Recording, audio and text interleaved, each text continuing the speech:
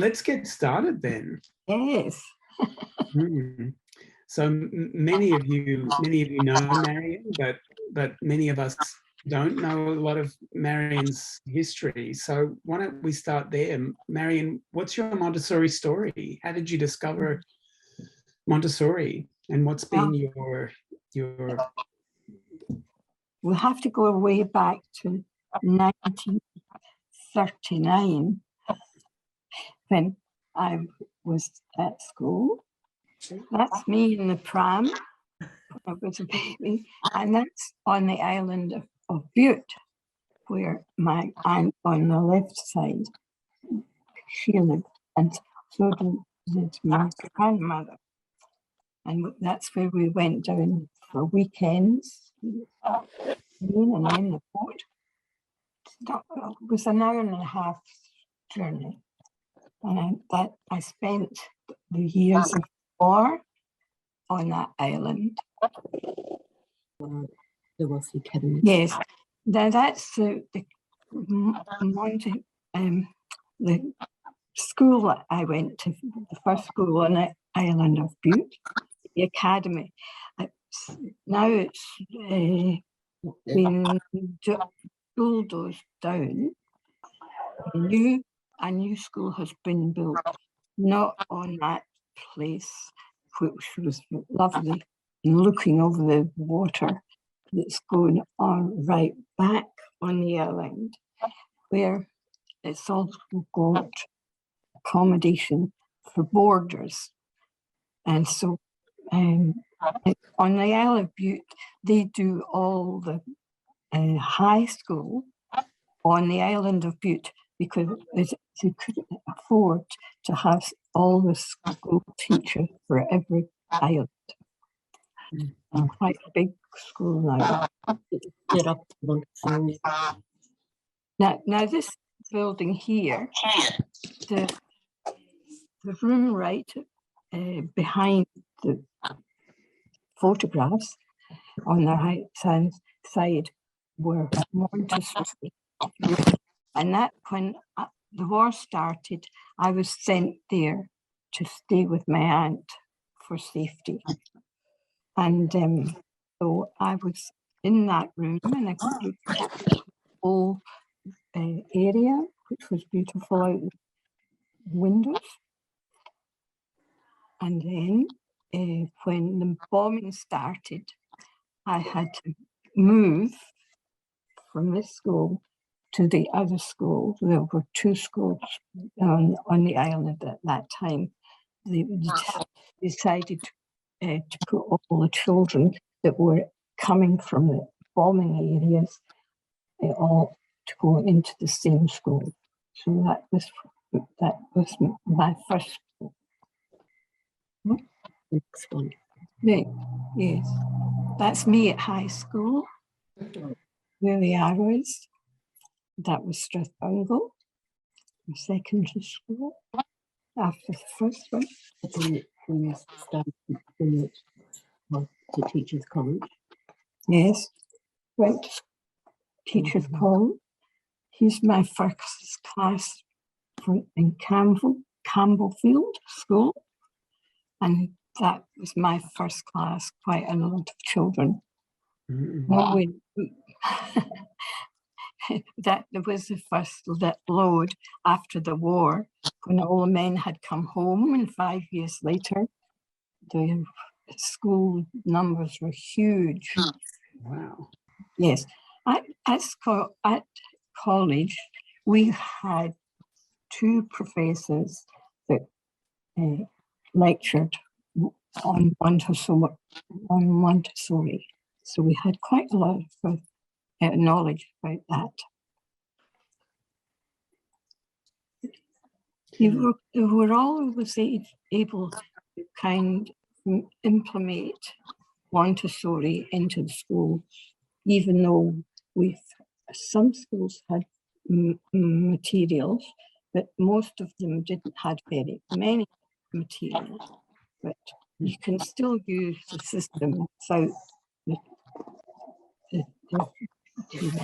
On the next slide. Interesting. How how were you integrating Montessori back then? Well, you just, instead of just doing ordinary teaching, had all the ideas that she used, and they worked independently. And if you can just arrange your room that they chose what they were going to do, but you had to put a lot of work into it, but it worked. So that photo. Huh? That photo. Tell me about This is this is in Anfield, the second school. Our school was going to be pulled down. So this pardon? No, This is Anfield. The first one was Campbell Field.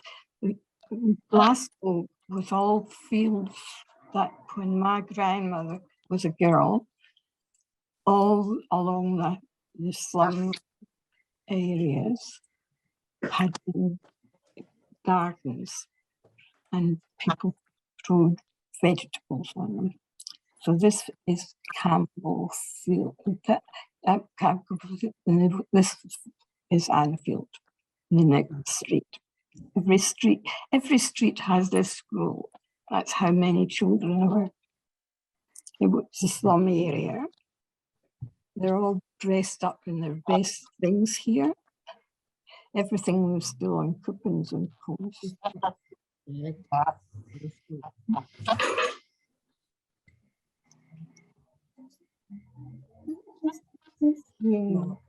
Oh, anyway. yes, that's just the next classroom I got. Each one of these children had problems. So that's how it's so little. But you can see when you look at them, there's something wrong with them.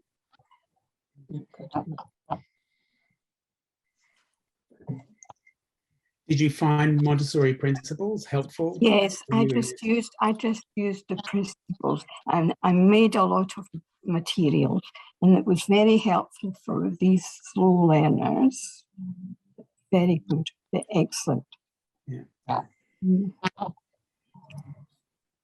Was it difficult to put Montessori principles into practice without a 3-year classroom?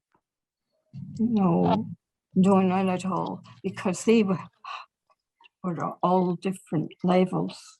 Oh, you know, okay. some of them could read and write, so some of them couldn't.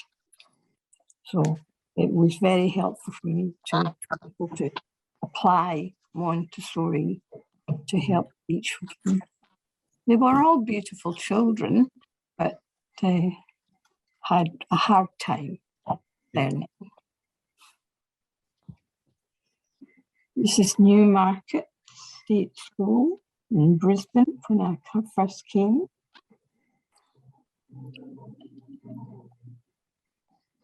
This is not down in New South Wales. Oh, tennis, we're getting all mixed up. Yes, here in Brisbane. Yeah. Yeah.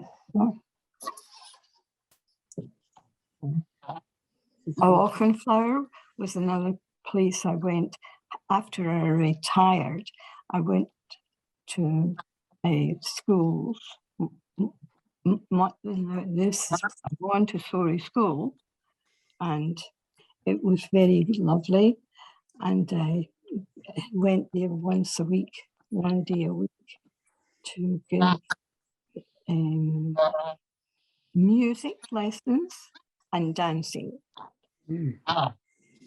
Book that's written by Professor Pern, who's on the call. See at the bottom.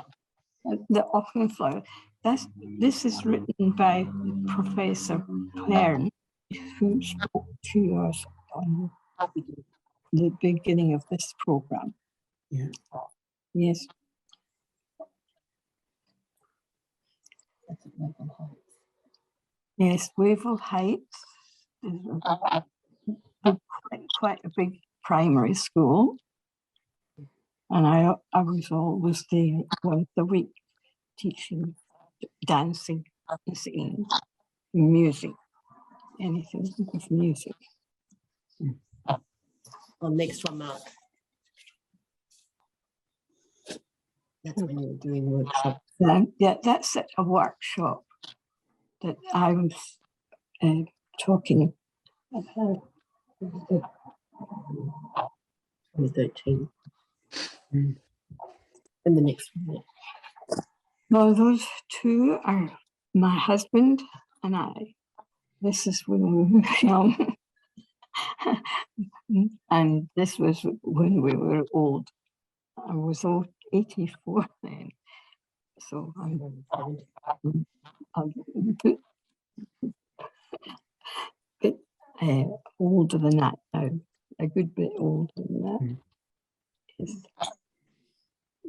And Dan, he was a writer and a teacher, and he encouraged me to write books, and that's what they look like. But they asked you to write, didn't they? Yes, Luther. yeah. I was asked to write them. Yeah. So I've only had to look. And Emma might want to talk about this. Emma is online. Could you say something about these ones, please? These pictures? So Photographs? this is a plaque that we had put up in Chapel Hill Montessori in 2018. Marion, from the opening of our children's house in 2013, we're running 9 years now, Marion would call every single Friday. Every single Friday without fail, Marion would come in the drive and she would assist with the key to teaching everyone about Montessori and how to implement it into your classroom, and that was observation. When I first started running Chapel Hill Montessori, when I came to Australia, I came with a degree in Montessori, so I'm qualified from St. Nicholas Montessori. I'm qualified to teach from birth right up until 12 years. With the opening of this school as director, I found it very difficult to source teachers. So I had this beautiful school, I had all these beautiful materials, but I didn't have any teachers. So with that, Marion came and assisted me with the educators that we had employed to try and teach them the understanding of Montessori. With Marion on hand, everyone was able to understand just truly what Montessori was. And you have to remember, we're starting off with the philosophy and just teaching people to understand the respect of the child. And Marion dedicated so much of her time to us, and I really appreciated Marion's involvement in my life with Montessori, with all of our team. We all fell in love with her and we appreciated everything that she brought to the table. So I contacted a few people in the Montessori community and let them know that I would love to do something to honor Marion at the children's house. So we had a get together, a morning tea, and we had many people come and speak about Marion, and I realized that not only was she spending time with me on Fridays, but she was spending Thursdays and Wednesdays and Tuesdays and Sundays and Saturdays with so many other people. So it was so beautiful to have a room filled with love, to acknowledge Marion and to hear all the beautiful stories of all the people she's helped throughout the years. She really lives truly what Montessori is, about the respect, about the care, about the true discipline that goes into the teaching of Montessori. That's what I really loved about Marion. The discipline and that order for the materials and the respect for the materials. So it was such a great day to be able to acknowledge her. And there was plenty of cakes and sweet things and all the lovely things. But I think there's maybe a few people here on this Zoom meeting this evening who were at that. events. Is that right, Marion? Yes, quite a few. See, Carol. Mm. So, Marion, what was your connection with, when did you start teaching at MWEI? Oh, 1980s.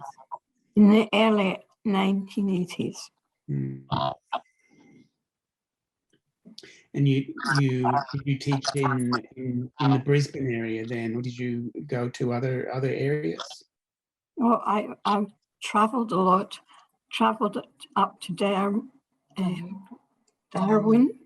and was there for 3 weeks. And people would invite me. I did everything free of charge. I was delighted to be able to help people. Wow. So I went to Darwin and right down the whole of the continent, right down to the south of Australia. Mm. Wow. And, Marion, what have you most loved about being a Montessori educator? well, I just found that it was lovely that the children could teach themselves. Really, that's what it does. But you have to be able to get the room. You have to work hard on the room, getting everything prepared for them. It's just different, but it's very, very good. I Mm. think anybody who tries it likes it, and just then they go and get diplomas, things. Yeah. It's very lovely to see the children working by themselves and really teaching themselves. Yeah, and that prepared environment is so important. Yeah, yes. That's the What have you least loved about being a Montessori educator? well, the price of the materials. You know, that was always the stumbling block for people, because they paid a lot of money to send their children to school. So they have to help and run things so that they could have all the materials. But most people managed it in the end, but it took a lot of time. It's a big investment. Yes. Yeah.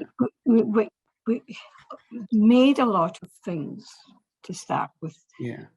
The state until money was collected to be Yeah. able to get the real thing. You must have spent a lot of time making materials. Yes. Yes. So what was some of the unforgettable moments of your time as a Montessori teacher and as a leader? Well, it was almost exciting. You know, it was very calm and everything, but it is exciting seeing the progress of the children. And children who are like wild animals, then they get calmed down and interested in something. They're allowed to pick whatever they want, and you allow them, even if they're not able to work with them properly, but they get to know that they're choosing what they're wanting to do. And Montessori always said they know better than you what they need to progress. Now, you had a lot to do with getting Montessori started at a public school in Brisbane, Groveley. Yes. Well, it wasn't as hard as it sounds. It was quite difficult, but the mothers had their children in Montessori from birth. And then when it came to school, there wasn't a school to go to. So we arranged, and I went there. I didn't ever get paid for going there because I had retired by that time. And we worked together, and that's how it started. I think we've got somebody there that Carol's there.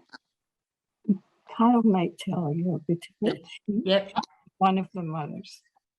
Yeah, I was teaching at our little Montessori, and we had a group of people who were very, very interested in starting up in Montessori, as Marion said, and but they didn't know where to start. And I knew that Marion would know where to start because she knew everybody in Montessori. And so I suggested to them that they approach Marion and ask her advice. And Marion put them in touch with the education minister at the time. And he, of course, met up with her and the parents, and that was the start of it. And one of the parents came up to me. She was the main driving parent. She came up to me and she said, "Thank you so much for putting us in touch with Marion." It was just like the world opened up when that happened. And so within a year, it took a year, Marion had, with the parents working together, I think there were two main parents, but the rest of the parents were very interested. But with the two main parents, they had organised, they went to different schools and approached different schools, and different schools didn't know about Montessori and were unsure. But there was one school that was, very interested, and it was in our local area, which was lovely. And that school decided that they would try to, incorporate a Montessori stream within their education. And within the year, that Montessori stream was set up, and it's still functioning today.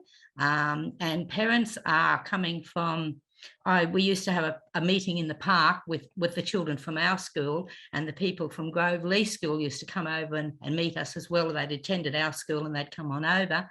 And they would, I started to notice a lot of people from Canada, America, and all different places were coming to the Montessori meetings over in the park. And I asked one lady, and she said, "Oh, I Googled Montessori and I found out there was a public school that offered it. So we relocated to this area when we were coming over to England to attend this school." Yes, and it wasn't just the overseas people, the local people also wanted to have their children in the school. And so there was it went from a school that was struggling with numbers to a school that was really, boosted up with numbers, and they had a really healthy cohort. And I'll also that Marion didn't finish there. Once she'd got it up, she used to go along on I think it was a Thursday afternoon to there, and she would help parents to understand Montessori. She helped the setting up of the classroom. She conducted workshops there. As Marion said, she has always done it willingly and at no cost to any of the people. She went into a classroom into the first cycle and helped a young teacher there learn, all about Montessori. So it's basically incredible what she achieved. And like I said, it's gone into high school now, and some of those children are now in high school. Wow, with such dedication. Marion, what was the reaction of the minister when you approached him about Montessori? Very interested. Right away, he was very interested. Down syndrome. He had a child with Down syndrome. I see. He put him into a Montessori. Yeah. Now you were asked to talk about Montessori when at your doctoral graduation ceremony at Deakin.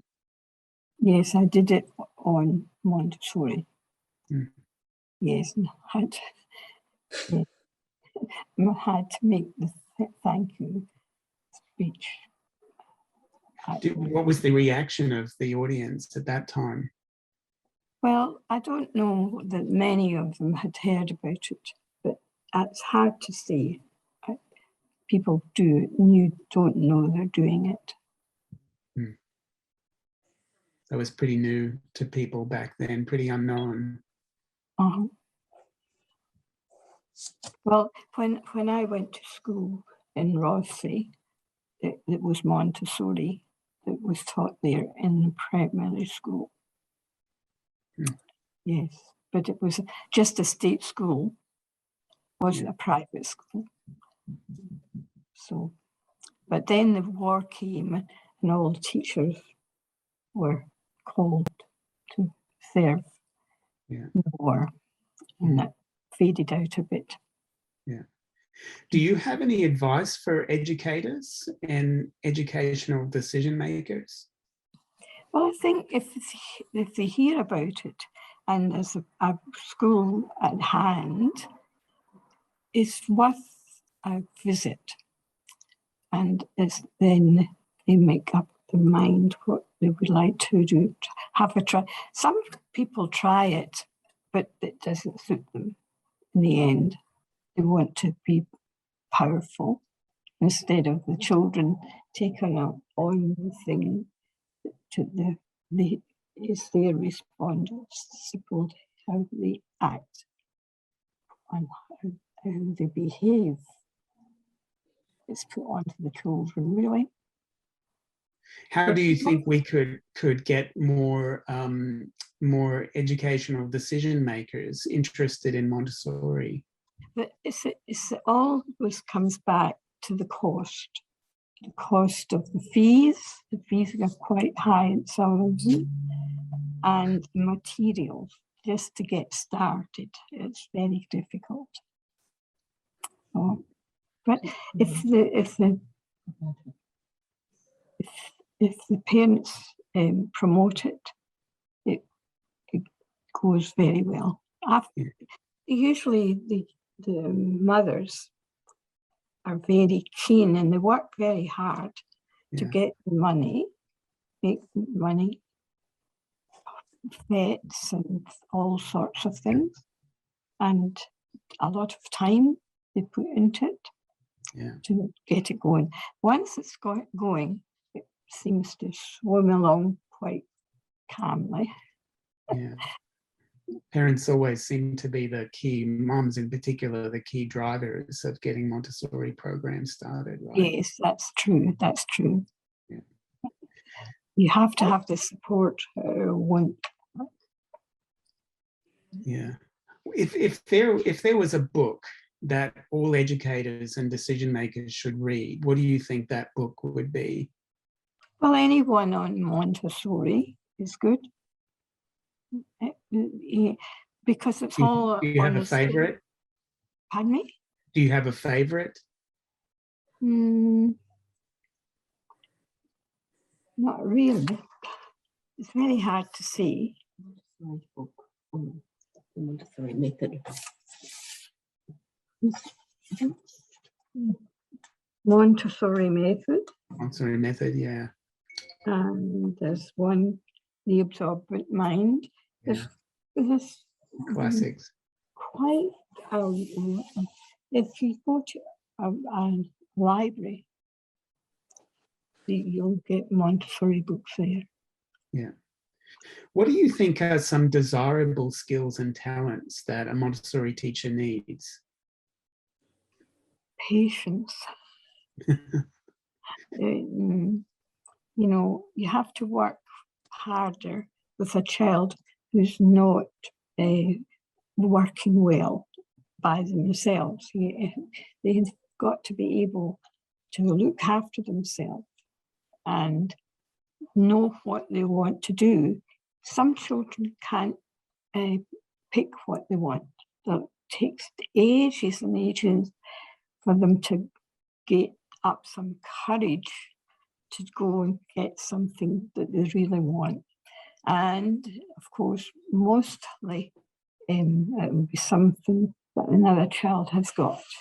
Well, there's only one of everything in Montessori. So they have to wait, and they will wait. And then for some children, when they see someone who is waiting, they don't up. It's a bit tricky. I guess it can be hard for new teachers in particular to see through their own their own ego, their own needs and desires, to see the child for who they really are sometimes. Mhm. What do you think is the secret of learning how to do that?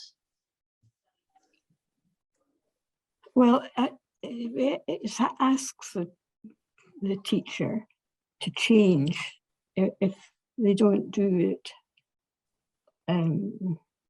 If it doesn't appeal to some people at all, they want to be in charge all the time. So that person will never be a Montessori teacher. Mm. So, Follow the child. oh yes, and the slogan is "Follow the child." Yeah. And So what advice would you give to an inexperienced or a young or a new teacher to help them I learn really, those skills? I just say, just give it a chance to have a try. And when you try, if you like it, that's it. If you don't like it, well, it's not for you. No, you can't do it if you don't want to do the way it's supposed to be done. And they can get a job anywhere. Mm. When you were teaching, how did you manage the work-play balance, both for yourself and also for the child? Well, sometimes they didn't know what to do, and you would work. That's the child you would work with them. Mhm. You know, with hands-on. But you can only do one-to-one. You know, you can't. You can have small group, but if you're introducing a piece of material, and one child there's only one piece of everything. So you usually have a child that's ready for this piece of material, and you would call him or her out and just work with them. Mm. How about for you yourself? Did you find that balance between work and the rest of life difficult sometimes as a Montessori teacher? No, not really. So, Well, you see, when I was young and in school, in university, I had all that. I had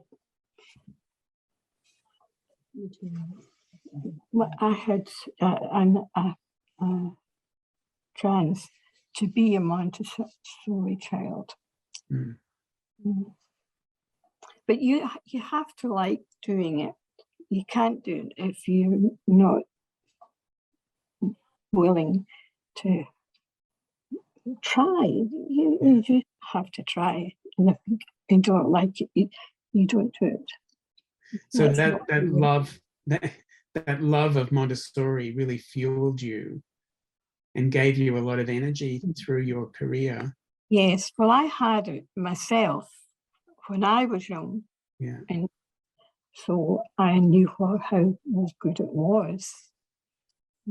But And you sorry. wanted to pass that on to other people and share Yes, that. yes, if I could. Yeah. But some people, they just want to be the ruler. Yeah. What do you think are the biggest challenges that are faced by Montessori in Australia? The biggest thing is the cost.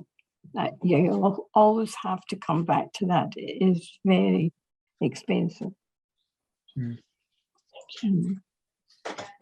Yes, it is not terribly accessible at the moment. So, you know, it unfortunately, Montessori serves only 0.12% of children in Australia, and only about 0.5% of schools in this country are Montessori. Mhm. Why is it, do you think, Montessori is not more widely adopted in Australia and around the world? I still just always go back to the cost. The cost of the materials are very, very high. That's, you can get cheaper ones, but they don't last. You know, they break. The really, really good ones, you know, if a child accidentally drops it, it doesn't break. But some of the ones that you buy, and they're still very expensive, they just break. So Do you think there are other factors too, apart from the cost and the inaccessibility? It's not more promoted, and there's not enough teachers. Oh, well, the cost of materials is the first thing, and the fees, and the centres to get to centre is costly, and a lot of people don't know what Montessori is. So I've been out of it for a long time now. It's up to the teachers, Montessori teachers, to try and promote it better. And we definitely need more teachers. Yeah. Before anything else. So do you think Montessori needs to be promoted more widely, promoted better? Well, it depends on your staff, how eager they are.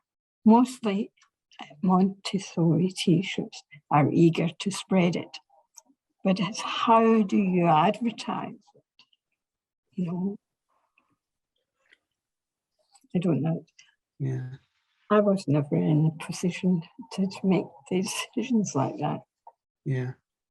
Well, what do you think, if you were in a position to make decisions, what do you think we would need to do to change that situation, to make it more accessible and more widely adopted? Well, maybe it would be good if they opened their doors more than they do, to have special days for parents to come. But most of the parents are both working, so they haven't got time to come to the school. I don't know. Can any of you answer that? I think encouraging the teacher training facilities to see if they can incorporate a Montessori stream in the training, and have an actual Montessori person, you know, who has got the sort of qualities of caring and concern and curiosity and all those things that we know a Montessori teacher or facilitator should have, to come and talk to the students at the college. Or because I know when I was at Teachers College all those years ago, there was a mention of Montessori, and it wasn't in a really positive way. It was just sort of mentioned as another form of education. And so it took me 21 years to actually find out about Montessori, whereas if they had spoken at that time about, you know, how positive it was, it would have been a really good start. And also a friend of mine who taught with me at Montessori, she later went back to her high school teaching. And what she did was she, at the end of the year, you know how their year 12s are finishing up their year, she took the opportunity to take some of our Montessori material to those year 12 students and showed it to them. They were intrigued by it, inspired by it. And they had they were really keen on it. And I think that's something we could explore, maybe approach the high schools, because they might be looking for something at the end of the year to just sort of show students. You know, they often show videos and that sort of thing, you know, towards the end of the year. And that might be another way. I don't know whether anyone else has got any ideas, but that was something that I thought of could possibly help. Yeah. So what we do every year, we've been invited by QUT to present a PowerPoint presentation on Montessori to their first year early childhood students. And then at the end of that, normally we just ask any of them if they would like to come and have a tour of the centre, because there's a lot of misconceptions out there about Montessori. You know, they come out and they go, oh gosh, haven't you got a beautiful playground? Do the children go out and play? It's amazing, the questions that people ask because they have no understanding of it. And then what we do from there, we then take their students for prac. And we've actually got 2 of our best teachers who've come to us straight from QUT, Marion. Yeah. So I think it's about educating them by letting them come on board, come to the centres for their pracs. Some of them come and do relief work with us because we're always looking for relief staff. And we've managed to get some very dedicated educators who've learned about Montessori just as a result of coming on board. So I think that's part of the problem, just getting it out there. So what it really is, you know, not this misconception of Montessori, which, isn't that where children sit at a table and they're not allowed to talk to each other? It's amazing the misconceptions that are out there in relation to Montessori. So I think we need to make it real for a lot of these students and let them see, yeah, this is what happens. Yeah, the children do go out and play, and yes, they are allowed to talk to each other. You know, there is this thing called socialisation. So, but I have to thank you, Marion, for everything you did for us too in those very early stages. Marion, as they said, has been very, very generous with her time as well. So we go back a long way, Marion. Yes. Yep. And Gemma's just joined us as well. Emma. Gemma has joined us, Marion. Yes. Yep. Very good. Yep. Marion, there are some questions for you in the chat as well. What did you do? Jane asks, what did you do in your spare time? Spare time. Did you have any spare time? Oh yes, of course. You have to have a break. So yes. And what did you do? I played a lot of sport. Hockey, badminton, tennis, swimming. I was quite good at all of these things. Marion, we love that photograph of you in your hockey outfit with all the girls of St. Trinians in that photograph. Oh, that was in Glasgow. Yes. I think another important thing that Marion did as a Montessori teacher, as a Montessori person in her spare time, Marion, is to acknowledge the fact that you have so many keepsakes and belongings and things that you collect, which I've learned from you. So Marion would, whenever you call over to her house, she will have a box, or she will have a book, or she will have postcards or tissue boxes, or so the importance, as you said, Marion, previously about Montessori costing a lot, you also made it very cost effective, and I think you were very proactive in ensuring that we can also make materials. And I learned a lot from you, from making ideas come to life and bringing those into the classroom, from something as simple as a calendar. You can use it for counting games, you can use it for writing, you can use it for pictures and identifying and picture cards. So a lot of her spare time, Marion was collecting, not only for her own classroom, but for future classrooms. And we still have bits and pieces that Marion has stored away still in our classrooms today. So I think that's another huge part of being a Montessori teacher, is being proactive and thinking, yeah, you know what, the materials may cost a lot, but it's about having that philosophy, and it's about bringing the world into the classroom. And Marion brought the world into her house for everyone to be able to take what they needed when they called over. So I think that's another great contribution, Marion, from yourself, is even now when I call over to Marion's house, we'll pop downstairs and she'll have a few bits and pieces that we can collect to fill up the boot before I leave to bring into the classroom.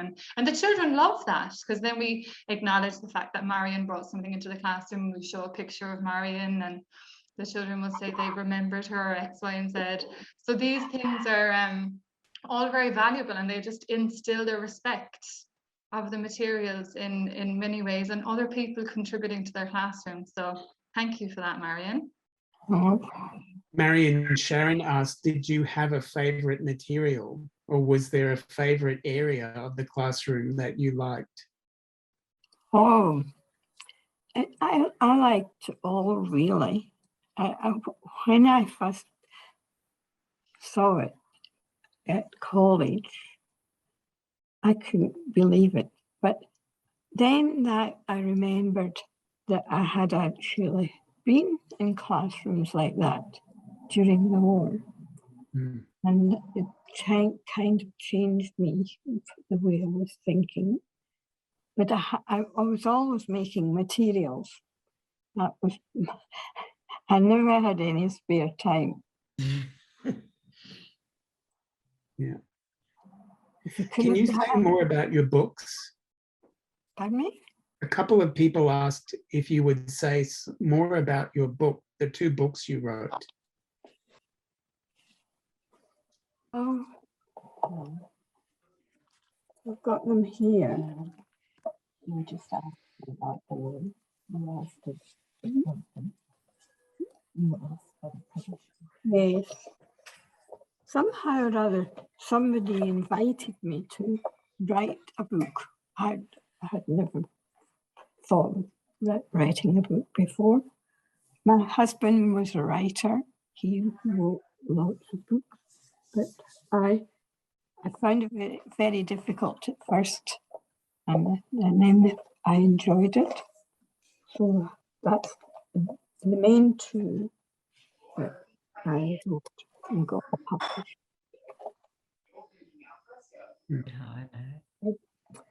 So, but you wouldn't call me a writer.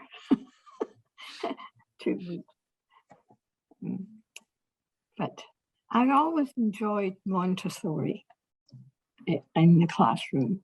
And it was wonderful. The great thing was you had 50, 60 children by yourself who couldn't do nothing.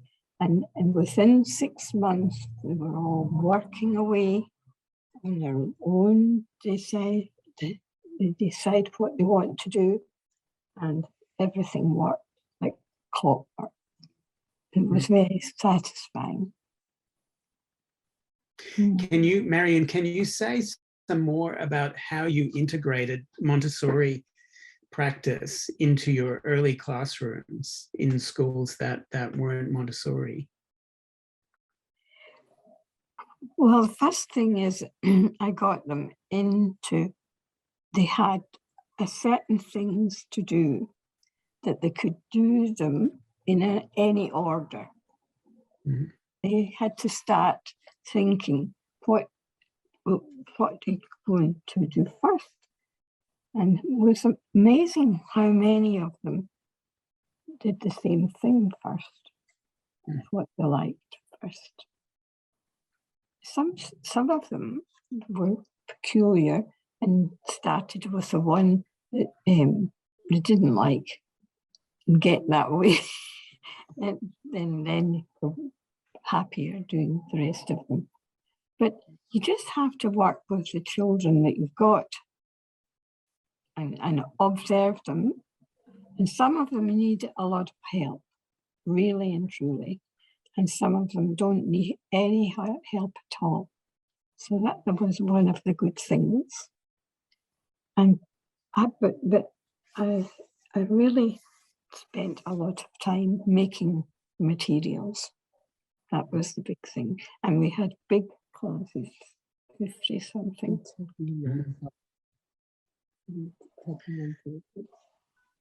Does anybody else have questions they would like to ask Marion? I'd just like to thank Marion. It's Judy, Marion. I'm down in Coolangatta. Yes. If it wasn't for you, my journey would never have gone the way it has, and your inspiration has always been incredible. But it was always Marion did all the workshops in Brisbane in the early days for us students. And they were incredible. I think a few of us here are here and remember those days, Marion, where you gave up all your weekends at very little cost to teach us. And I think those workshops, you got to explain and do it, all the materials with us. But I'll always remember and hold dear that my examination, you were my examiner. And you were so excited by the questions. I think you'd like to have been writing the exam yourself at the time. And it wasn't like an exam for me, just having you and your inspiration there. I think, yeah, and I'm thankful for having you come to our little kindy and help out, like Emma said. And I'm sure Jan, Lauf and Carmel, we all appreciate so much what you have given us, and hopefully inspiring the next generation and keeping the Montessori name alive. So thank you, Marion. Thank you. Jan, would you like to say anything? Can you hear me? Yep. Yeah, okay.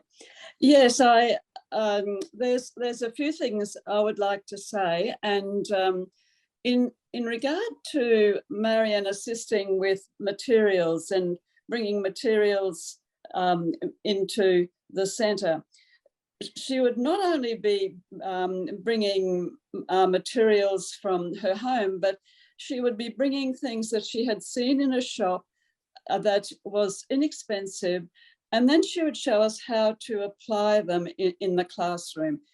See, as a Montessori teacher, it's very important that you can shop for, you need a lot of resource materials. So it's very important that you learn how to go off to charity shops, you learn to go to other shops within the environment, but you learn how to adapt materials in your classroom. And it's a very important skill to have. And with limited money that teachers have and centres have, this is a very important skill. So that's what I would like to say about the shopping aspect. I would like to say in terms of Marion as in supporting students, when she was doing workshops, she would then have follow-up sessions, and we'd have follow-up sessions. There was a time when we'd have them at Auchenflower, and on a Thursday, once a month, Marion would be there after the school day. This was at 4 o'clock in the afternoon. She would be there for teachers to come in from their centres, and she would be there for 2 hours to assist anyone who was doing a course and to assist them for their examinations. Not only that, if there was students who couldn't make it to those afternoons because of the work commitments, etc., she would then arrange times at the weekend or at night where she could assist. But she was always there to help any student, and to be able to give that mentoring assistance was very important. So I just I think that these are the amount of time that Marion gave on many levels. I just wanted to make that point. So, and of course, the fact that she didn't miss a day of school or a day of teaching. Now, what work ethic is that? It's just so wonderful. I just think that overall, when you look at Marion's life and when you see and how we've enjoyed hearing about it tonight, I think that it needs to be made available to students of Montessori so that they have this is a role model that we can present to students, as well as other great educators, of course. But Marion's life is such a lovely role model for aspiring teachers or teachers in the field. Thank you, Jan. Speaking of mentors, Marion, Jane asked if you have mentors yourself. Did you have mentors earlier in your career? Did you have support? No. No, not really. No. Did you have teachers that, colleagues that inspired you? No, we just went into our classrooms and worked very hard. I always had children from poor areas, mostly very poor in Scotland, especially in Glasgow. They didn't have anything, no toys. So school, I thought they had to be happy at school. Most of them were not happy children. They didn't have anything. They were hungry and they had no toys. And so it's very difficult in those days. I'm sure you gave them hope. Well, Jane, did you have something you wanted to say? I interrupted you earlier. No, I was just going to ask that exact same question. It's amazing to think, Marion, that you actually did this without having support of colleagues and people who were, holding you up. And maybe that by you going through it alone, you learned how important that role is to be a mentor to others. So, clearly as a Montessorian, I'd like to thank you for what you've shown people. So I appreciate it very much. Thanks, Mark. Thank you. Mark, role models are so important. I'm sure Marion herself has been a role model to many. But also Dan O'Donnell, Marion, your husband, was great support for you. Yes, very much. He was a historian. He wrote Montessori education in the history of Montessori education in Australia and New Zealand. Yes.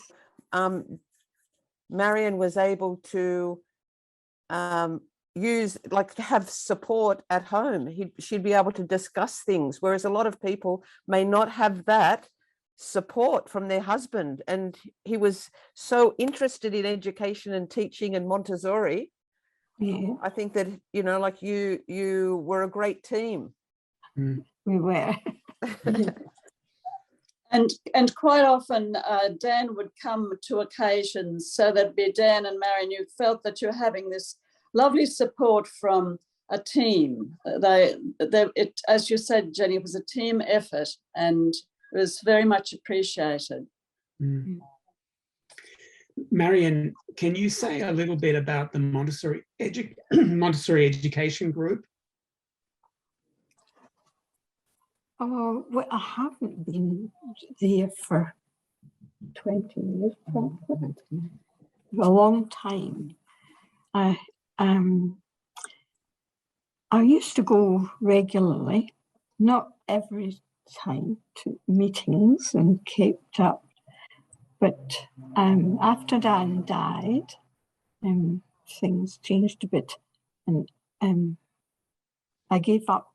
After I gave up driving, I couldn't get to places. But I've kept in touch with quite a number of people, and they keep in touch with me.